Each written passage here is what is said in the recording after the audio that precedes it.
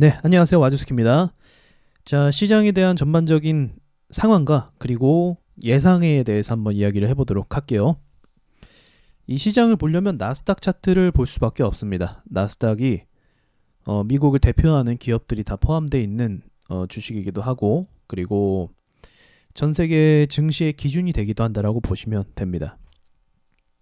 물론 나스닥이 한창 상승했을 때 우리나라 증시는 따라가지 못했다라는 좀 안타까움은 있긴 하지만, 나스닥이 반대로 큰 폭으로 하락했을 때 전 세계 증시가 다 따라서 폭락해버리는 그런 상황이 연출이 됐다라는 거죠.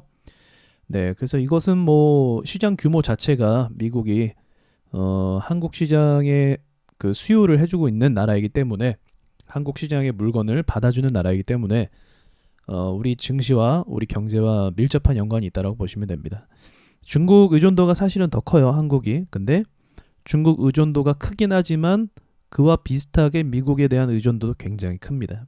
그래서 2008년도 서브프라임 사태 때도 이제 서민층이 무너지는 사건이 발생을 했죠. 중산층 밑으로 서민층이 부동산으로 해서 박살나는 사건이 발생을 했는데, 이때 한국 경제도 돌아가지 못했던 이유가 이 서민층, 그러니까 중산층 아래에 있는 서민층까지 한국 물건을 사용해줘야 되는데 사용해주지 못하는 상황이 발생을 해버린 거예요. 그래서 우리나라 증시도 실제로 경제도 이때 큰 타격을 받았습니다. 다행히 이제 돈들이 풀려갖고 상승해주고 또 고용이 일어나는 바람에 우리나라 증시도 다시 올라올 수 있었고 경제도 다시 올라올 수 있었죠. 이때도 굉장히 그 위기설이 가득했어요. 네, 그것도 좀 비교하는 것도 의미가 있는 것 같아요.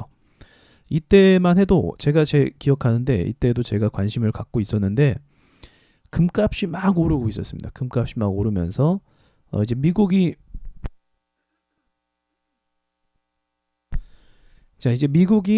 지는 태양이고 이제 중국이 치고 올라온다, 이런 얘기도 굉장히 많았어요. 그래서 위안화를 사야 된다, 뭐 중국에 투자를 해야 된다, 뭐 그런 얘기까지도 많이 돌았었죠. 그러나 이제 중국 같은 경우도 아직까지는 미국에 대한 의존도가 높기 때문에, 수출 의존도가 높기 때문에, 또 반대로 미국 같은 경우는 수출 의존도가 그렇게 높지 않기 때문에 스스로 이제 경제를 스스로 돌릴 수 있는 능력이 되기 때문에 그런 부분에 대해서는 아직까지 미국이 유리하다라고 볼 수가 있는 거죠. 그리고 가장 결정적인 건 사실 뭐 이래나 저래나 모든 수치들이 뭐 미국이 불리한 부분을 이야기하고 있었지만, 이때 당시에 기축통화라는 막강한 힘을 통해서 다시 일어날 수 있었고, 또 군사력이라는 여러 가지 뭐 또 정치적인 것들을 이용해서 미국이 다시 일어설 수 있었던 거죠. 그러나 이제 지금 보고 있는 거는 그것이 또 유효하냐라는 거죠. 그런 것이 계속 유효하냐, 뭐 그거는 근데 알 수가 없는 거죠. 정치적인 부분이라서. 자, 아무튼 뭐 말이 길었는데 나스닥을 중심으로 봐야 된다는 얘기예요. 나스닥 중심으로 봐야 된다. 자, 그럼 나스닥 같은 경우는 차트상으로 봤을 때 V자 반등을 좀 힘겨운 V자 반등으로 가고 있는 것도 맞는데, 여기서 아직까지는 제가 봤을 때 어떤 최종 저항까지는 도달하지 않았다라고는 볼 수는 있어요. 네, 그것까지는 볼 수 있는데, 사실 이전에 대공황 차트와도 제가 비교를 잠깐 드렸었는데, 대공황 차트를 지금 말씀드리자면 한 8천까지만 찍고 내려왔던 이력이 있습니다. 그때와 지금의 상황이 100% 같진 않지만 차트는 같아요. 그건 제가 분명히 말씀드릴 수 있는 게, 차트는 거의 흡사합니다. 거의 흡사하고 각도까지도 흡사해요. 그리고 심지어는 과열된 수치까지도 얼추 비슷합니다. 그래서 여러 부분에 대해서 비슷하기 때문에 그 대조를 안 할 수가 없어요. 뭐 그때를 비교하는 건 무리가 있다 이렇게 얘기하는 것도 무리가 있는 거예요. 그 말 자체도 무리가 있어요. 저는 비교하는 게 맞다라고 봅니다.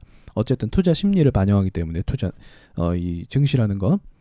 근데 이제 그때와 다른 점 하나는 추가적인 상승을 더했다라는 거죠. 이건 아마도 저의 생각으로는 이제 투자자들이 좀 더 똑똑해진 것 같아요. 그래서 저평가된 주식을 사는 것에 대한 훈련이 되지 않았나라는 생각도 합니다. 정보도 많이 돌아다니고 단순히 이제 공포 심리에 끌리는 것이 아니라 이제 저평가 주식을 뭐 더 살려고 하는 그런 어떤 반등을 노리는 형태의 돈들이 더 들어오지 않았나라는 생각도 저는 갖게 됩니다. 그리고 이전보다 지금 더 글로벌 시대잖아요. 그래서 돈들이 흡수되는 규모가 더 달라진 것도 있고요. 그런 부분인데, 결과적으로는 9,000포인트, 최종적으로는 9,000포인트가 정말로 이 증시가 오른다라고 한다면 9,000까지는 볼 수 있는 부분이기도 하고, 그 이상으로는 이제 제가 분명히 말씀드릴 수 있는 건, 그 이상으로는 제가 이런 차트를 본 적이 없다라는 건 분명히 말씀드릴 수 있어요. 네. 그러니까 차트라는 건 또 다른 어떤 갱신을 향해서 새로운 게 만들어질 수는 있죠. 가능성을 배제할 수는 없어요. 그래서 몰빵을 하는 게 위험한 거죠. 이 작은 가능성 때문에. 근데 제가 분명히 말씀드릴 수 있는 건, 저의 경험으로는 이런 상승은 본 적이 없습니다. 여태까지. 특별히 우량주에 대해서는. 그럼 나스닥이 포함되는 거죠. 본 적이 없어요. 그러니까 그 본 적이 없는 것을 전제로, 그러니까 제 머릿속에 있는 데이터를 전제로 하면은 정말 그 반등이 나온다, 여기까지도 말이 안 된다고 보긴 하지만 9천까지도 가능성을 열어놓을 수는 있는 거예요. 열어놓을 수. 근데 그 이상으로는 보기가 좀 어렵다라는 전제를 좀 갖는 거고요. 네, 거기까지는 볼 수 있는데, 제가 또 분봉으로 이 나스닥을 살펴보거든요. 분봉 차트로. 그러면 많이 중요한 가격대를 지금 많이 깨버린 부분이 많이 있어요. 중요한 가격대를. 그러니까 여기도 포함이 되거든요. 이 8,533포인트. 이 구간에 대해서도 한번 깬 게 참 의미가 있거든요. 깨고 또 당일날 또 깨고 올랐어요. 깼다가 오르고. 이래서 이게 뭐랄까, 좋은 차트 모양은 절대 아니에요. 이거를 추가적으로 좀 말씀을 드리자면, 항상 차트가 흔들릴 때, 그러니까 이제 매수세가 약해지면서 매도세도 또 애매해지면서 불안정한 차트가 형성이 될 때는, 단단하게 지지하던 그 자리를 중심으로, 지지하던 이런 자리를 중심으로 이 매물이 이제 이도저도 아닌 상태가 발생을 합니다. 그러면서 중요한 가격이라고 우리가 봤던 부분을 쉽게 깨버리거나 또는 너무 쉽게 올라와 버리거나, 이런 형태가 된다라고 한다면 어떤 특정한 가격대를 받쳐주는 세력이 없다라고 해석을 할 수 있어요. 좀 어려운 개념일 수도 있는데 뭐 그냥 100% 이해할 필요는 없어요. 그냥 듣고 나중에 이해하시게 되는 날이 올 거예요. 차트 보다 보면. 그래서 그러한 상태이기 때문에 이제 저의 생각으로는 일단은 오르는 모양을 주고 있긴 하지만 한계치에 도달하지 않았나라는 생각도 갖고 있어요. 이미 사실은 좀 이게 물리적으로 좀 힘든 상황인데도 이렇게 올라온 게, 저도 참 늘 말씀드리지만 참 처음 본다라고 말씀드릴 수밖에 없는 게, 상식적으로 또 봐도 차트라는 건 일단 그래도 기준과 어떤 움직임의 평균값이라는 게 있을 거 아니에요. 그리고 상식이라는 게 또 있는 거고. 자, 그러면 보통 심리상 지금과 같은 악재가 떴을 때, 또는 이 악재가 해소된 게 아니잖아요. 그죠? 경제가 돌아가고 있고 다시 매출이 호전되고 있고 이게 아니잖아요. 이런 게 아닌 상황에서 투자자들은 물려있는 상태라고 한다면, 이 악재를 물고 있는 상황에서, 증시가 물고 있는 상황에서 올라올 때 원금에서 찾는 게 일반적인 투자자들의 심리예요. 당연한 거예요. 그거는 당연한 겁니다. 자, 그런데 그러한 물량들을 다 집어 삼키면서, 이렇게 삼키면서 올라왔다라는 건, 이거는 뭐 나스닥도 포함되는 영역인데, 이거는 개인들의 어떤 투자 방향에 따라서 정해질 수 있는 게 아니에요. 이거는 주가를 의도적으로 소화시키고 다시 흔들고 하는 세력이 있다라고 밖에 볼 수밖에 없어요. 이 말을 뭐 여러분들이, 그러니까 제 채널을 보시면서 이제 한 사람의 견해이기도 하잖아요. 그래서 여러분들이 소화하시기 나름인데, 주식을 정말 계속 오랫동안 보시고 차트를 보시면 제 이야기가 뭔지를 알게 돼요. 무슨 말인지. 예외적인 상황에서 그래도 뚫고 올라가는 경우 있어요. 그럴 때는 어떤 경우냐면, 호재가 있을 때 그래요. 호재. 그러니까 매물대가 막 쌓여 있어요. 두려워하고 있겠죠. 여기 사람들이 막 부두부두 떨고 있을 거 아니야. 우린 막 어떻게 되는 거야 이제 하면서 막 이렇게 공포에 떨고 있을 거 아니에요. 그래서 매도 치는 사람도 있을 거고, 좀만 올라와도 파는 사람이 분명히 있을 겁니다. 자, 그런데 갑자기 호재가 터져요. 이 회사가 뭐 멀쩡한 회사인데, 예를 들어서 이제 우리 저기 S맥이나 이런 회사처럼 멀쩡한 그냥 가만히 있던 회사인데 증시가 떨어져서 공포감 느끼고 있는데, 갑자기 이 회사가 뭐 어디로, 뭐 중국으로 진출하든 뭐 해외로 진출하든, 바이오 회사면 뭐 삼상 실험을 들어가든 엄청난 호재가 뜬 거예요. 그런 경우에는 이거를 무시하고 올라가는 힘이 발생을 합니다. 얼마 전에 우리 차트 중에 HLB였나요? HLB 파워, 그죠? 예, 이랬었죠?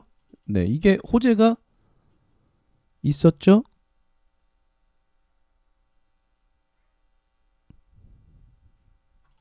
없었나요?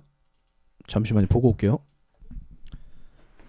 네, 맞네요. 그 리봇의 란입이라는 어떤 임상, 3상까지 FDA 승인까지 이야기가 나와서 이렇게 올랐었네요. 이런 경우를 제외하고는 일반적으로는 다 버리고 망가진 차트, 급한 투매가 나온 이런 차트, 물려인 사람 꽤 많을 거 아니에요.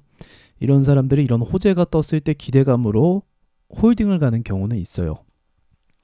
그러나 이 HLB라는 이런 차트는 이때 당시에 이거 슈팅 나올 때 이런 차트 모양을 그때 처음 봤어요. 저도 이때 처음 봤어요. 왜냐하면 이미 그 전에 많이 정말 해먹고 버려지는 차트거든요. 이런 경우는 뉴프라이드도 그렇고 HSL도 그렇고 좀 옛날에 뭐 다 한 번 해먹었던 애들은 이렇게 상승하는 경우가 없다라고 볼 수가 있거든요. 그러니까 주식은 참 이제 만에 하나의 가능성을 이렇게 열어놓긴 해야 되긴 하는데 일반적인 상황이 아닌 경우에는 그 가능성에 대해서 크게 열어놓지는 않습니다. 그래도 아무튼 뭐 이렇다라는 거예요. 네, 이런 경우가 아니고서는 이게 계속적으로 가기는 어렵다라는 거죠. 그러니까 이제 반대가 아니라 이제 바꿔서 나스닥을 이런 HLB와 같은 상황으로 적용을 하려면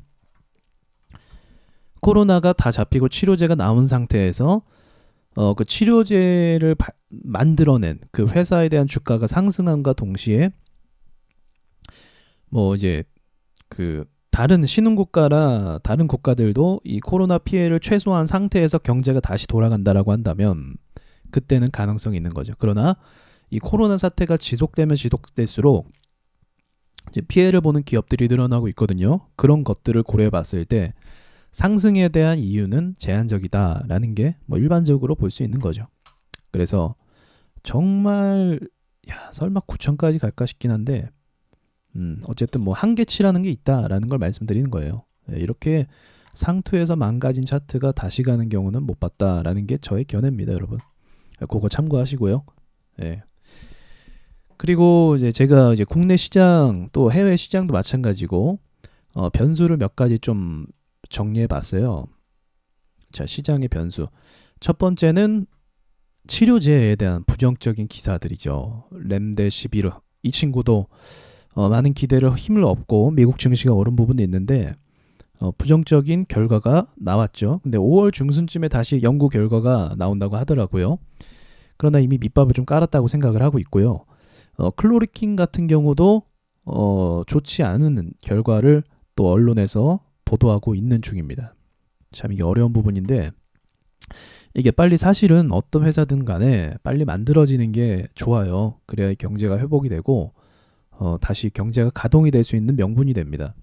그 전에 동맥경화라는 단어를 제가 썼는데 동맥경화라는 건 돈이 돌지 못하면 기업들이 부도가 난다라는 거예요. 지금 코로나가 발생한 지 길면 길다 또는 짧으면 짧다라고 할 수 있는데 외국 같은 경우 미국 같은 경우 한 2달 정도도 아직 안 됐어요.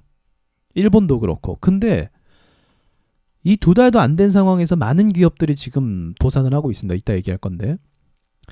자, 그것도 참 변수고 두 번째로는 이제 우리 김정은 방산주의 대주주죠. 뭐 북한이 대주주인 건 뭐 글쎄요. 정확한 팩트는 없지만 뭐 암묵적으로 다 알고 있는 내용. 자, 김정은이가 지금 어떻게 했나? 이 부분도 좀 더 얘기할 부분인데 김정은이 건강이 안 좋다라는 거는 원래 나오던 이야기였어요. 그래서 거기에 관련된 자료를 한번 찾아보시면 충분히 무슨 뭐 어떤 수술이든지 간에 심장이든지 간에 아니면 뇌졸중이든지 간에 뇌 쪽이든 간에 뭐 하나 터질긴 터질 사람이었습니다. 그리고 이 독재국가 같은 경우는 업무량이 참 많다고 하더라고요. 처리해야 될 게. 그래서 그 업무량을 견딜 수가 없다고 하더라고요. 일반적인 사람이, 평범한 사람이.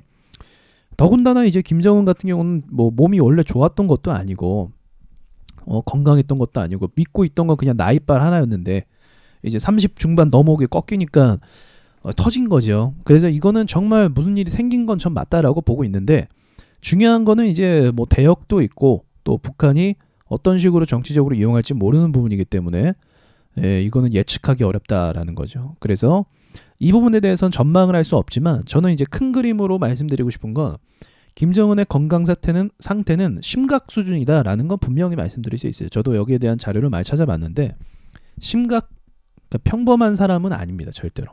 이 몸 자체가. 몸무게도 몇 킬로라고요? 100킬로가 훌쩍 넘죠. 네, 거기다가 뭐 다리도 절고 있고 다리 절고 있다는 것 자체가 이미 뭐 정말 치명적인 문제가 있다라는 거죠. 그 나이에. 그리고 어디 돌아다닐 때마다 계속 앉을 자리만 찾고 있잖아요. 그런 사진도 있고 숨소리도 굉장히 거칠고 진짜 뭐 말도 안 될 정도로 평범한 사람이라고 말하기에는 말도 안 될 정도로 말하면 숨을 막 이렇게 쉬고 막 이렇게 못하는 거죠. 그러니까 건강 상태는 원래 안 좋았어요. 그래서 지금과 같은 찌라시, 뭐 속보 이런 것들은 당연하다라고 저는 봅니다. 그리고 지금 안 나오는 것도 실제로 건강에 치명적인 문제가 있어서 못 나오고 있는 걸 수도 있어요. 원래 이제 좀 나을 거라고 한다면 대역을 쓸 수 있거든요. 충분히. 대역을 잠깐 세워놓고 이렇게 닮은 꼴이 있기 때문에 그걸 충분히 쓸 수 있는데도 불구하고 그거를 안 쓴다라는 거는 정말 어떤 문제가 있을까라고 이제 생각을 할 수도 있는 거죠. 근데 이건 모른다라는 거. 어쨌든 우리 증시의 긍정적인 역할은 하진 않을 겁니다. 자, 이게 또 중요하죠. 이제 대기업 줄도산 소식들이 막 들려오고 있어요. 미국의 대표적인 고급 명품 백화점 중에 하나인 니만 마커스라는 회사 백화점 업체가 파산 신청을 했습니다. 정말 충격적이죠. 네, 지금 코로나 생긴 지 2달도 안 됐다니까요. 미국 입장에서는. 근데 이렇게 짧은 시기에 이렇게 거대한 기업들이 파산을 한다라는 건 정말 이 사태가 이 상황이 정말 끔찍하다라는 것을 좀 저는 시사한다라고 봐요. 주식도 중요한데 경제에 있어서 엄청난 타격이라는 거죠. 우리나라는 지금 코로나가 잡히는 추세긴 하지만 우리나라는 수출을 의존할 수밖에 없기 때문에 결코 예외가 아닙니다. 이 상황에서. 이게 남의 일이 아니에요. 이게 남의 일이 아니에요. 얘네가 잘 돼야 쉽게 얘기하면 얘네 백화점 직원들이 잘 벌고 잘 돼야 잘 소비를 해야 우리나라 삼성에서 만드는 뭐 태블릿 PC라든지 스마트폰이라든지 가전제품이라든지 사주는 거예요. 얘네가. 사주는 거죠. 그게 우리 돈이 되는 거고 또. 일본 같은 경우는 이제 퍼스트 캐빈이라는 숙박 업체거든요. 숙박 업체가 이제 파산을 했습니다. 그러니까 둘의 공통점은 일단은 이제 여긴 여행이죠. 여행과 관련이 있죠. 여행과 이제 사치품과 여행 이렇게 이런 업체들이 일단은 먼저 도산이 되는 건 사실은 맞는데 그래도 지금 몇 달 되지도 않았는데 이런 상황이 발생했다라는 건 앞으로 2달, 3달이 지나면 어떤 업체가 어떤 공룡 같은 기업이 뭔가를 선언할지 모른다라는 압박이 있다라는 거죠. 그러니까 참 안타깝게도 지금 상황에서 좀 좋은 소식은 제가 봤을 때 많이 없다라는 거죠. 근데 이런 상황에서 증시가 큰 방향을 그리면서 상승으로 또는 뭐 2000포인트를 다시 탈환하고 뭐 이렇게 간다라는 거는 예상하기가 좀 어렵죠. 현실적으로 이런 상황을 고려해 봤을 때. 그리고 이제 이거는 뭐 별 의미 없는 얘기가 될 수도 있는데 만약에 이번 코로나 사태가 아니면 저는 한국 증시가 크게 올라갈 수 있을 거라고 생각을 하고 있었어요. 왜냐하면 우리 한국 경제를 끌고 가는 주력 산업이 이제 반도체잖아요. 근데 반도체 차트들이 대부분 다 크게 오를 수 있는 어떤 수급의 형태를 갖고 있었습니다. 근데 마침 또 최근에 디램 값 상승 기사가 떴더라고요. 10%가량. 그러면은 삼성전자도 매출이 늘어나게 돼요. 그렇게 되면은. 그 한국 코스피가 거기에 힘을 입어서 미국 증시랑 같이 오를 가능성이 좀 있다라고 보고 있었어요. 그러나 이제 결정적으로 반도체든 뭐든지 간에 수요층 자체가 물건을 사주는 수요층 자체가 무너진다라고 한다면 그런 상승이나 그런 것도 별 의미는 갖지 못하죠. 그래도 방어는 하겠죠. 주가를 삼성전자가 방어는 할 수 있겠지만 그거를 뭐 큰 그림으로 봤을 때 뭐 상승을 더 노려보거나 그런 그림까지는 좀 제한적이겠죠. 네, 여기까지 좀 말씀드릴 수 있을까요? 그래서 저 같은 경우는 재료를 보실 때 여러분 재료를 단기적으로 예상하지 마세요. 그러니까 지금 당장 이제 김정은과 관련된 뉴스가 어떻게 터질지는 사실은 몰라요. 저도 방송에서는 얘기만 던지고 예상도 해보긴 했지만 실제로는 그런 예상들이 많이 빗나갑니다. 정치적인 거라서 그래요. 정치적인 거라는 건 누군가 개인의 판단이 되기도 하고 어떤 지도자의 순간적인 판단이 되기도 하잖아요. 그래서 알 수가 없는 거예요. 트럼프가 뭘 얘기할지 어떤 걸 할지 아무도 모르는 거잖아요. 그죠? 그러니까 무슨 뭐 도사도 아니고 그런 것까지 다 예상하면서 주식을 할 수는 없다. 그냥 오로지 우리는 차트상으로 봐야 되는데 이 삼성전자도 마찬가지예요. 여기를 이제 힘겹게 탈환을 했잖아요. 정말 보합을 주면서 땡겨 오면서 시간을 주고 땡겨 오면서 상승을 탈환을 했잖아요. 근데 바로 이틀 만에 무너졌다라는 거는 이 삼성전자란 증시가 보통은 이렇게 갭을 띄우면 잘 안 무너져요.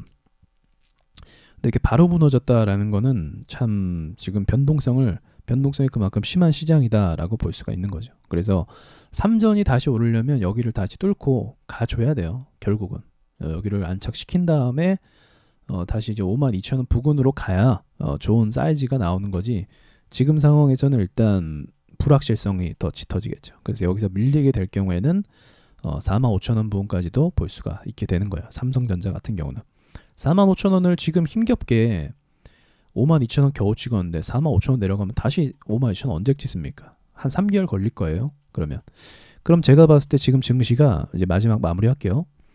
증시가 빠른 시간 내에 올라오긴 했지만 이제 이렇게 된 이상 어떤 식으로의 이제 구도가 될 가능성이 높냐면 빠른 속도로 빠진다라기보다는 이제는 좀 시간을 주면서 빠질 가능성이 생겼어요. 왜냐하면 기존의 매수자들이 한 방에 이탈할 수 있을 만한 층들이 있거든요. 이런 층들이 생겼어요. 그래서 이런 층들을 다 딛고 내려가려면 좀 시간이 걸린다라는 그런 이제 한계가 생깁니다. 만약에 여기서 바로 내리꽂았다라고 하면 내려가는 속도가 굉장히 빨라져요. 그래서 제가 주의하라고 했던 거예요. 여기서. 근데 이 정도까지 오른 이상, 1900까지 오른 이상 내려가는 속도에 대해서는 이전처럼 이제 빠르진 않고, 다만 경제 위기 때 차트가 어떻게 흘러가냐면요. 경제 위기 때는 한 1년에서 2년 정도 사이를 잡고, 그러니까 2017년 여기 기준 잡아볼게요. 한 요 정도 사이를 갖고 차트가 이렇게 내려갑니다. 그러니까 지금 만약에 설정 좀 바꿀게요. 지금부터 이제 조정이 된다라고 하면은 빠른 속도로 내려가기보다는 이런 식으로 한 번씩 다시 여기까지 올 수도 있어요. 예. 올 수도 있으면서 이렇게 내려간다. 그러면서 시간이 만약 한 번 더 오르게 되면 여기 이제 저점까지 가는데 한 6개월 정도 걸릴 수가 있어요. 충분히 가능성 있는 얘기입니다. 그리고 나서 계속 점진적 하락으로 빠지면서 나스닥의 조정이 끝날 때까지 내려갈 겁니다. 나스닥 조정이 끝날 때까지. 그래서 한 방에 내려가진 않아요. 증시가. 여기서 반등 못 줬으면 바로 내려가는 거였는데 여기서 어느 정도 수급이 받쳐졌기 때문에 이제 방어할 수 있는 방어선들이 막 생긴 거예요. 매수자들이 들어왔으니까. 그래서 이런 걸 전제해 보면 너무 긴박하게 지금부터는 막 쫄 필요는 없어요. 긴박하게 막 쫄면서 할 필요는 없고 좀 천천히 상황을 보면서 대응을 하실 수가 있겠다라고 보네요. 그래서 일단은 뭐 여기까지는 얘기할 수 있을 것 같고요. 코스닥도 얘기를 해야겠다. 이제 코스닥도 제가 보통의 시장이 별 문제만 없으면 우리는 보통 코스닥 차트만 봐요. 문제가 별로 없으면. 왜냐면 이제 코스닥 차트 같은 경우는 우리가 대부분 하는 종목들이 소형주 위주이기 때문에 코스닥에 편입되어 있기 때문에 코스닥을 보는 게 확률적으로 더 높았기 때문에 그렇습니다. 높았기 때문에 그래요. 지금 이 코스닥 차트를 크게 한번 보세요, 여러분. 어떤 느낌인가요? 여러분이 한번 판단해 보세요. 어때요? 참 이게 없죠? 이랬던 적이 사실은. 이랬던 적이 거의 없죠. 이때도 이제 금융위기 때도 큰 폭으로 밀리고 나서 바로 올라오진 못했어요. 예, 제가 아까 얘기한 그것 때문에 그래요. 바로 올라오지 못해요. 요 정도 빠지고 40% 빠지고 50% 이상을 쉬지 않고 달린 한 달 만에 이런 경우는 여기 보시면 이제 대시세 갈 때 있죠. 정말 우리나라 경제가 좀 괜찮아져 갖고 전고점 다 뚫고 나와서 대시세 갈 때는 이런 게 가능했는데 저항이 없으니까 막을 수 있는 게 없으니까 호재만 계속 뜨니까요. 이때 호재가 분명 있었을 거예요.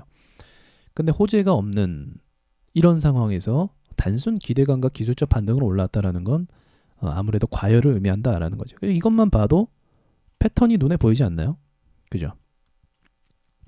이렇게 밀렸다가 올라왔다가 쭉 빠지는 거. 한번 무너진 차트는 추가적으로 무너뜨릴 수 있기 때문에 여기도 올라왔다가 이렇게 됐다가 쭉 빠지는 이런 그림 충분히 나올 수 있다는 거죠. 이건 뭐 누구나 다 예상해 볼 수 있는 거잖아요. 제가 늘 말씀드린 거, 증시에서 중요한 거, 이격도, 속도, 이격도와 속도, 이게 굉장히 중요합니다. 여기도 가파르게 올라왔다가 빠질 때 쭉 빠지죠. 그러니까 요게 자연스러운 거예요. 사실 뭐 증시를 막 부정하는 게 아니라 제가 뭐 자연스러운 것 중에 하나예요. 이렇게 이격도가 크면은 떨어질 때 폭락도 크다. 그러니까 이때도 기본적으로 20% 정도 때려줬으니까 여기도 20% 때려주면 500포인트 정도는 예상할 수 있겠네요. 그죠? 이런 식으로 예상해 보는 거예요. 뭐 500포인트 되면 뭐 그때 가서 반등 나올 수도 있겠네요. 그래서 이런 점들을 여러분들이 이제 참고를 하시고 코스닥 같은 경우는 사실은 데드 신호가 나왔었어요. 나왔었고 이전에도 한번 나왔었거든요. 근데 무시하고 그냥 오르더라고요. 그리고 또 한번 데드 신호 나왔었는데 장 후반에 또 오르더라고요. 그 데드 신호가 무효가 됐어요. 죽어 있었다가 차트가 갑자기 살아났어요. 그러다가 이제 진짜 데드 신호가 또 뜬 거예요, 지금. 그러니까 어떻게 보면 세 번째 뜬 거죠. 그러니까 세 번째마저 설마 데드 신호를 무시하고 또 오를까? 그럴까 싶긴 한데 뭐 높은 확률로 이제 제가 데드 신호 보는 기준이 있는데 높은 확률로 다 먹히거든요. 80% 이상으로. 근데 지금 이 상황을 또 극복할 수 있을지는 참 모르겠어요. 저는 내려간다에 일단 무게를 두고 있습니다. 자, 수고하셨고요. 내일 또 이제 주식 시장을 맞이할 텐데 자, 우리 기대되죠? 네, 기대돼요. 우리 지금 기다렸잖아요. 토요일, 일요일 지루했잖아요, 우리. 그죠? 내일 또 한번 늘 하던 대로 시장에게 한번 시장을 맞이해 보죠. 두들겨 맞은 사람들은 또 두들겨 맞겠지만 대응 잘하실 분들은 또 수익 내는 시장이죠. 네, 지금 시장 되게 좋아요. 정말 단타치기는 너무 끝내주는 시장이에요. 뭐 이딴 시장이 다 있나 말도 안 될 정도로 막 수급이 엄청나게 들어오는 시장이거든요. 그래서 이게 물 들어올 때 노젓는 사람들은 수익을 단타 어느 정도 하는 사람들은 수익을 다 봤을 거예요. 자, 마치겠습니다.